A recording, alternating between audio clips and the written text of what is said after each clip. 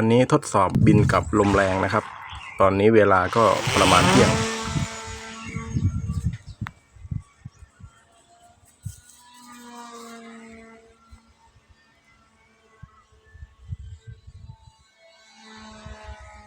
โดยรวมแล้วก็จะมีความเร็วที่เพิ่มขึ้นครับเพราะว่าต้องเร่งเครื่องสู้กับลม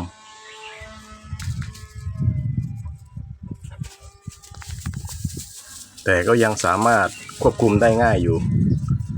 แต่อาการนี้ก็จะไม่เหมาะกับมือใหม่นะครับหรือถ้ามือใหม่ก็ควรจะฝึกบินตอนที่ลมนิ่งอย่างเช่นตอนเย็นนะครับพอคุ้นเคยแล้วก็จะบินกับลมแรงได้เลย